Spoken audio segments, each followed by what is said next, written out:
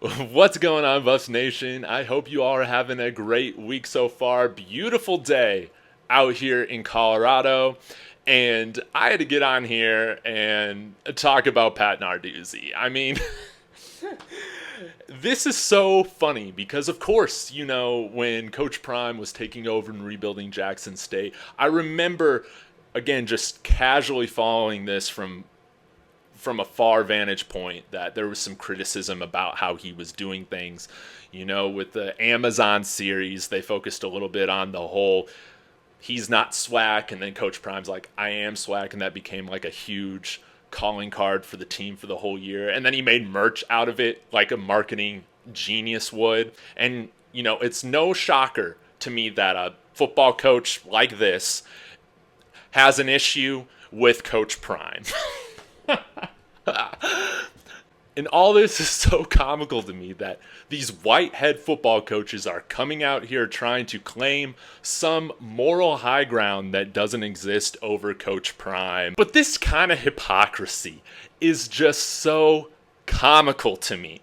I mean, if you're gonna claim the moral high ground, where's the criticism for like the real issues, the real crimes, the real character flaws? Where is all the time and energy going towards coaches who actually deserve way more scrutiny and criticism, such as Hugh Freeze is coaching in the SEC again? Can we talk about that? Where was all of the coaches coming out to take the moral high ground on people, on coaches like Art Briles, like Urban Meyer, like Bobby Petrino?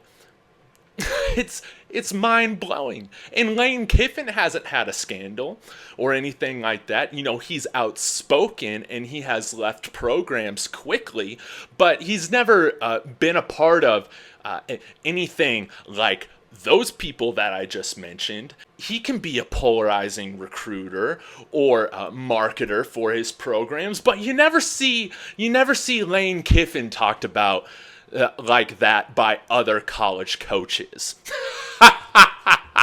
It is comical. It is comical, and they're showing their ignorance. But anyways, let's just get into a few points on this article that I wanted to address directly. The first thing is Narduzzi's statement on the transfer portal about how this isn't what the purpose of it was for. Well, sorry, this is the new era of college football that we're in, where players now have a level of autonomy to control their careers. There's money on the line, and they shouldn't have to be stuck staying at a situation that's bad for them if it's not working out.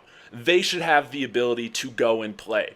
Because on the flip side, coaches within the NCAA rules have the ability to flip over their rosters like this. Coach Prime is doing nothing outside of the rule book, which is hilarious. And I have a hard time believing that if Narduzzi knew he could own and dominate the transfer portal, he would have done the same in 2015 with his Pitt squad.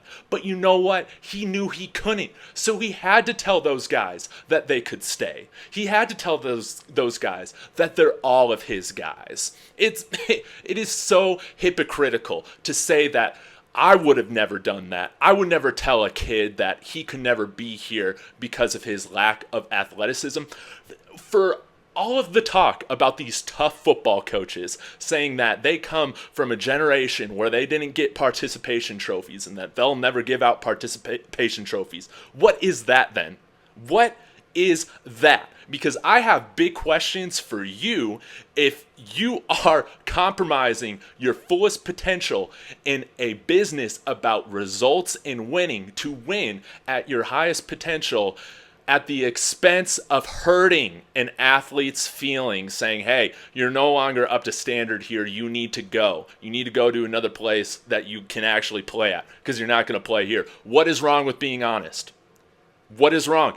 Since when is honesty and being upfront and blunt a crime? At the end of the day, it just comes down to him being insecure because Coach Prime is changing the whole power structure. He's flipping everything with what we've known with college football on its head since he has come into coaching.